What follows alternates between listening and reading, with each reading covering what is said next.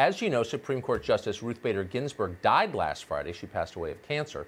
It was a sad moment because death is always sad, no matter who dies. You know, if I were on public TV and I had to act sad that someone was dead and I wasn't actually sad that they were dead, this is exactly what I would say.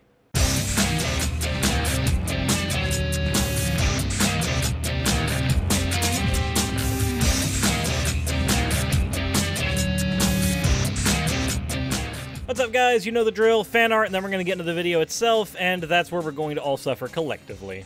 First of all, we have another Florence by the owner of all OOs, and then of course we have a Hammer by Margus is Cool, and finally we have Sea Daddy, Sky Daddy, and Land Daddy by Kendra. As always, thank you all for your fan art submissions, and let's get right into the video.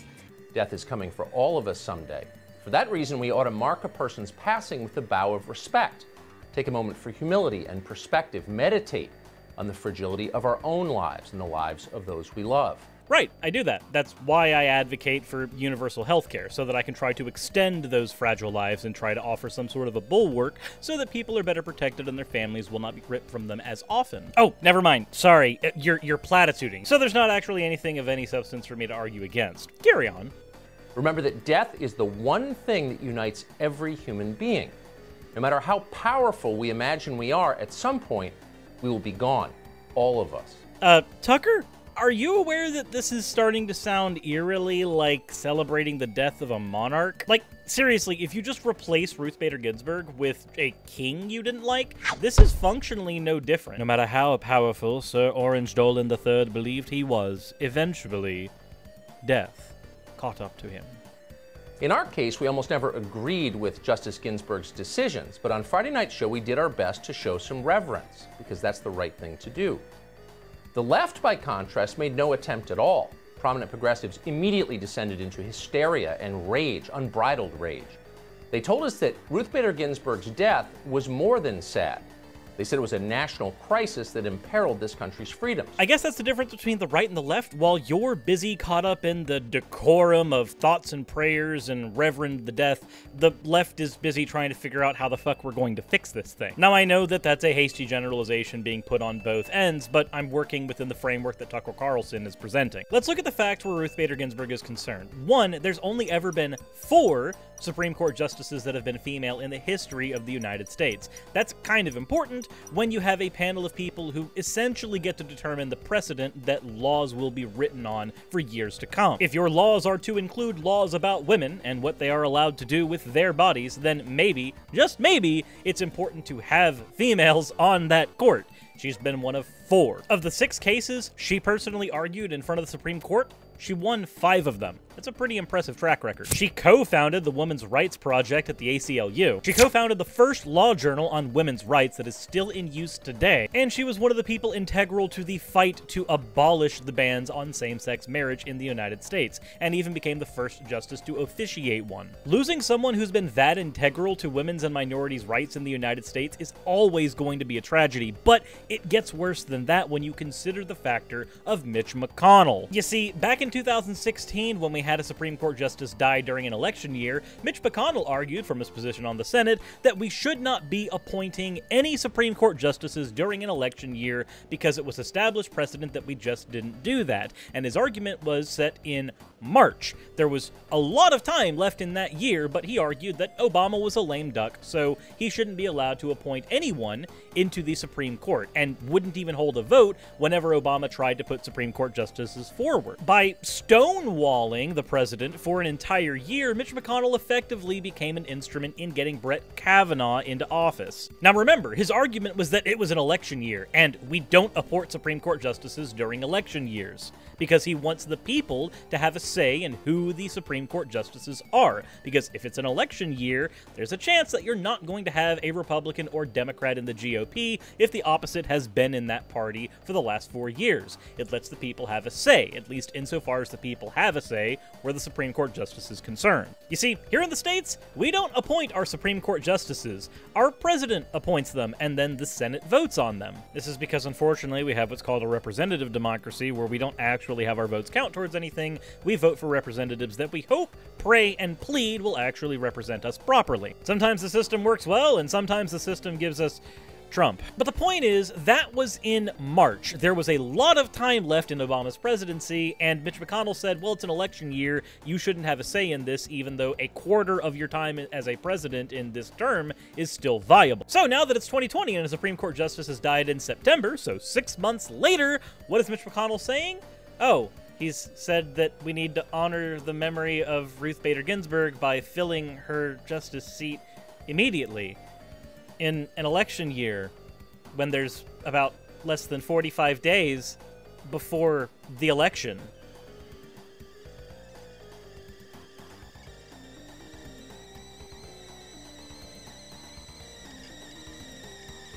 Yeah.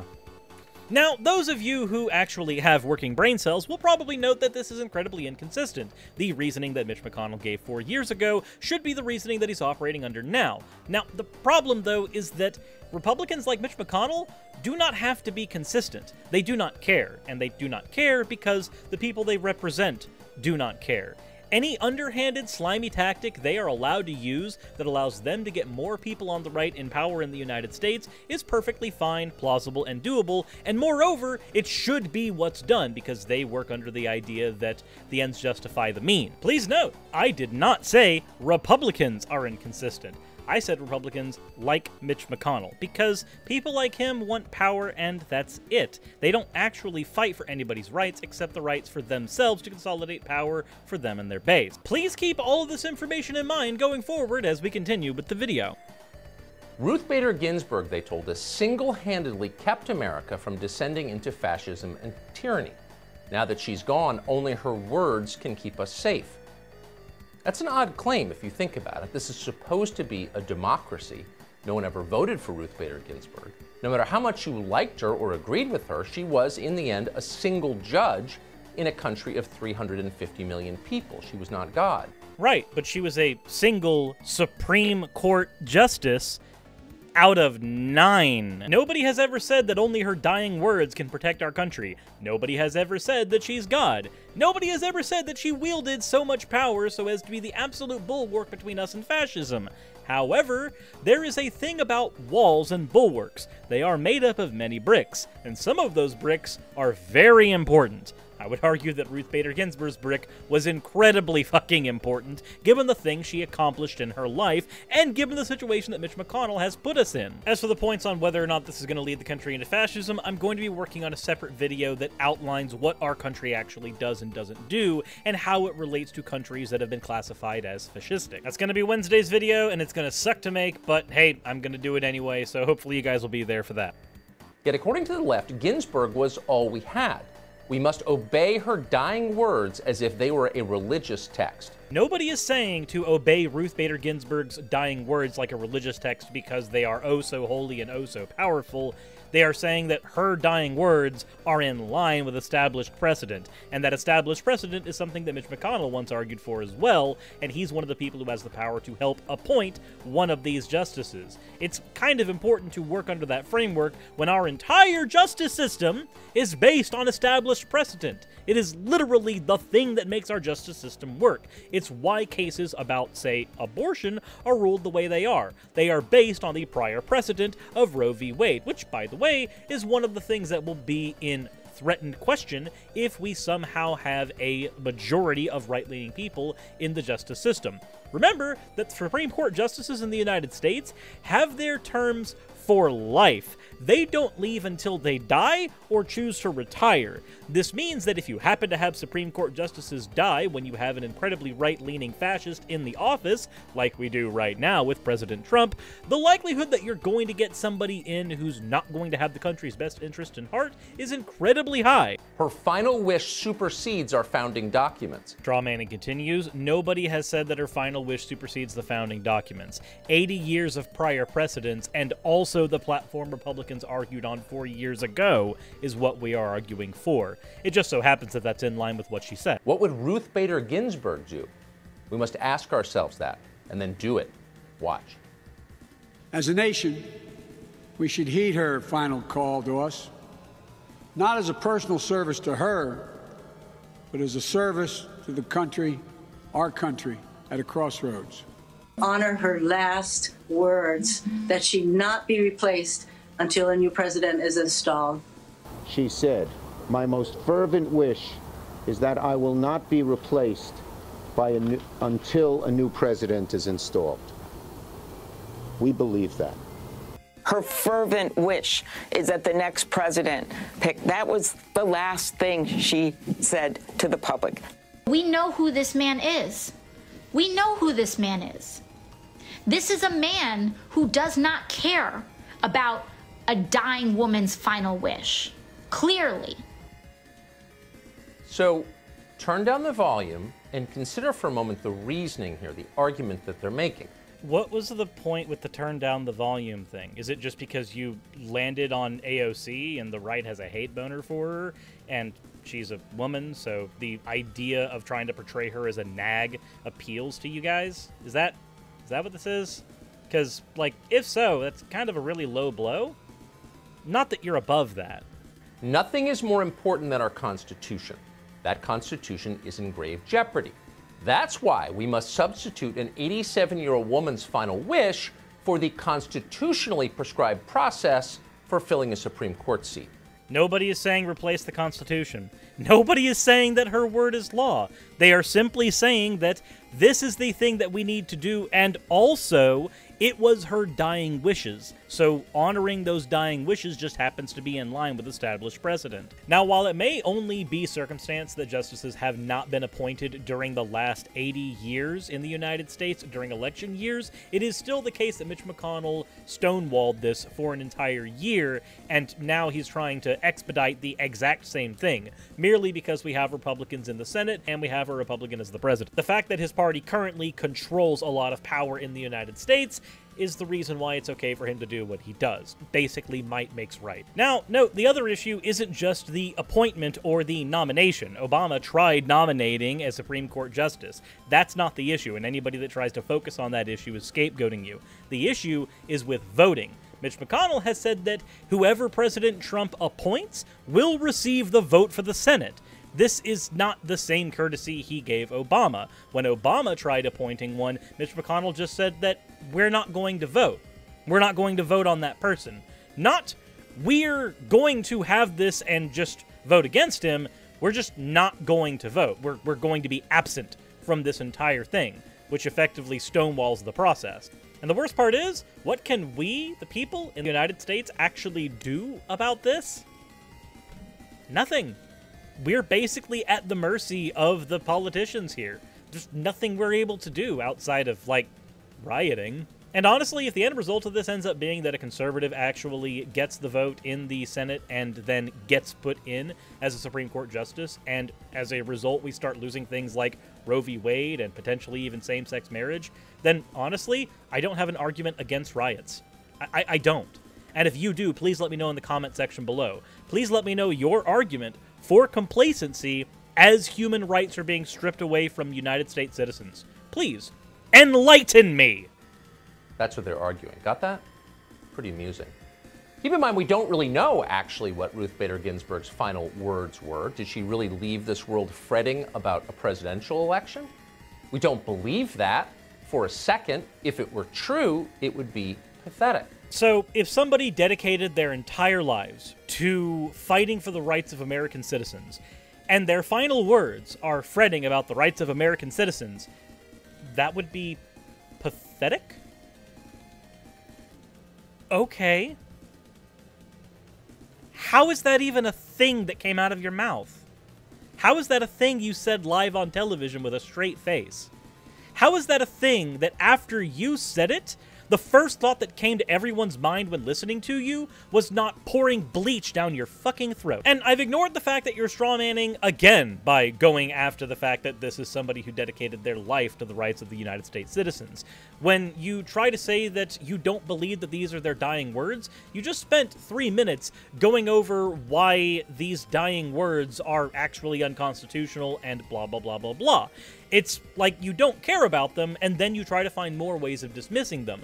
But have you ever considered the fact that when you are dying, there are parting words that you have that are different for every single person in your life? Have you ever had a family member who was dying, and wrote notes, and those notes were different for every person in your family. You have a different set of dying words for the different people in your family who love you. And if you are a public figure who is invested in trying to make sure that certain things happen within the public sphere, it shouldn't be any surprise that one of those notes is dedicated to the public. All of those are dying words. It does not have to be the words you uttered as the last gasp before you parted into the next world. Your dying words are those things that you impart to those you love or you care for. And if she cared for the country, then the dying words she left for us, the note she left for us, was to not fill her seat, because she is afraid that a fascist in our highest level of government is going to try to appoint someone who is going to allow him to continue the fascistic shit he does. Because life is bigger than politics. Even this year, we wouldn't wish final words that small on anyone. So we're going to, again, choose to believe that Ruth Bader Ginsburg didn't really say that in real life, she was thinking at the end about her family and where she might be going next. Firstly, we don't choose our beliefs, so get that stupid notion out of your head. Secondly, when you try to engage in this conversation and say something like her final words being so small, what are smaller final words? The final words you speak to a child before you die, or the final words you speak that are meant to echo across the entire nation? Now, depending on what you value, the weight of those words may be different, but I would argue that neither of those are small. The words you leave to a single loved one that will lead to an impact in their lives that will echo across the entire time that they exist, and the final words you leave to a nation meant to do the exact same thing. Neither of those are small things, and you're dismissing that because you have a vested interest in consolidating power for the Republican Party and the right wing, and the best way to do that is to convince the populace that this is in fact the best way to go. Bear in mind that her surviving family still live in the United States, which means she is in fact concerned about their future and what's going to happen to them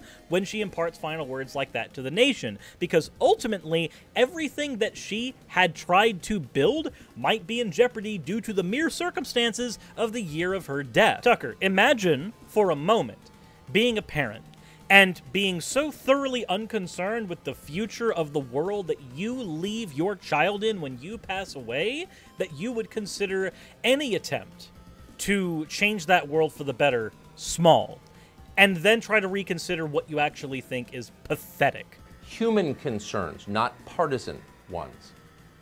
But in practical terms, it's irrelevant what she said.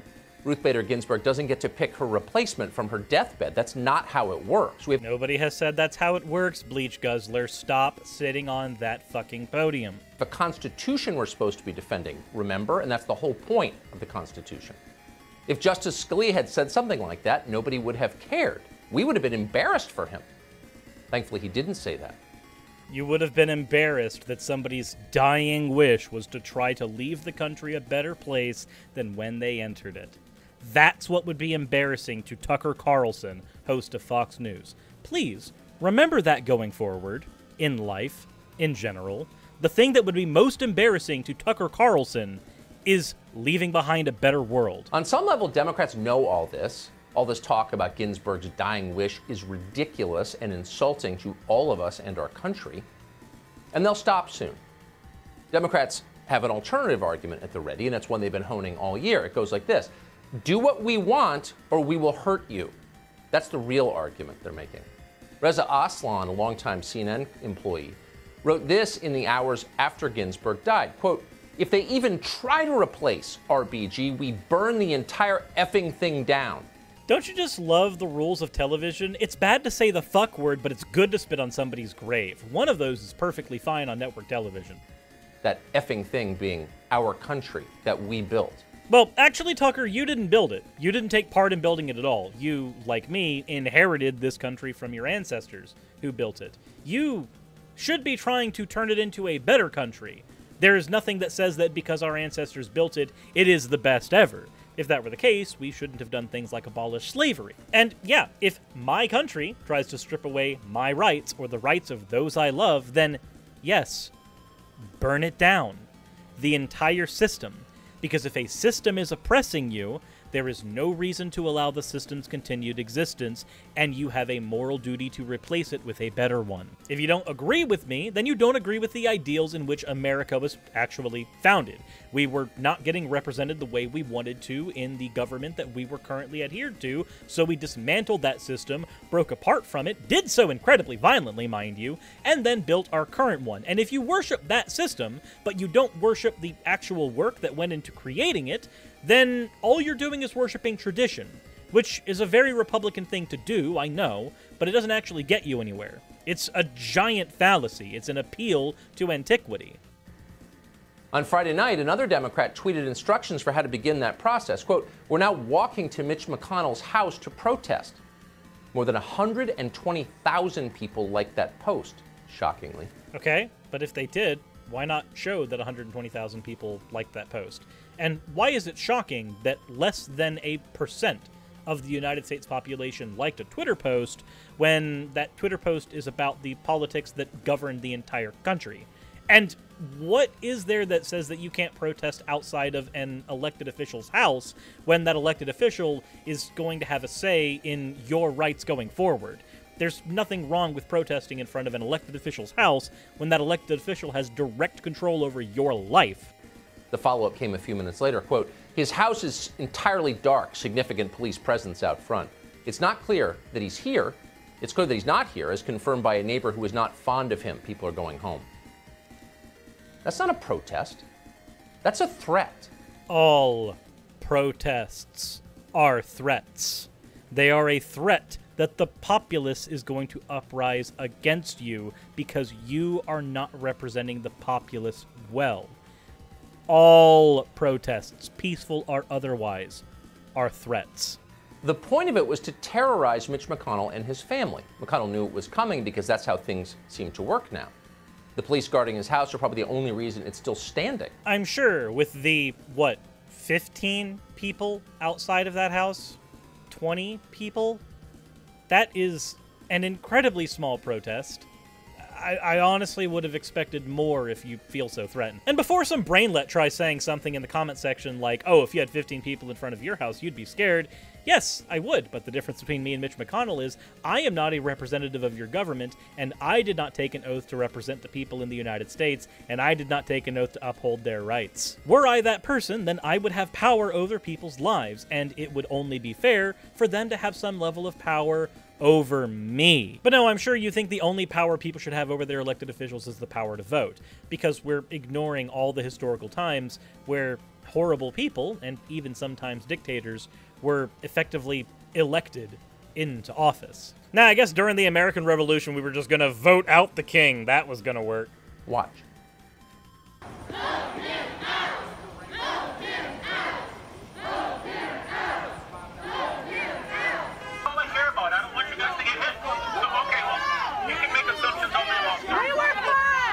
Oh, sorry, it wasn't 15 people, it was like 30 people. That's different. And what were they screaming there? Vote him out? Wow, voting? Voting. That's threatening. You're very scared that your house is going to be burned down because people are outside your house saying to vote you out of office. That's going to directly lead to arson, right? That's how that works? I mean, I'm of the opinion that voting is only half the battle. There's a whole lot more you have to do besides just vote. Voting is literally the bare minimum to participate in the politics of your country. But voting, them yelling to vote you out, that's the thing you were scared about? Oh, right, I forgot. It's a threat to your power. Not actually a threat to your person, your family, or your livelihood. It's just a threat to the modicum of power you were able to scrape by in your twilight years of life. All right, let's go ahead and conceptualize a world where voting is as powerful as Mitch McConnell is afraid of and as powerful as Tucker Carlson is trying to convince us it is.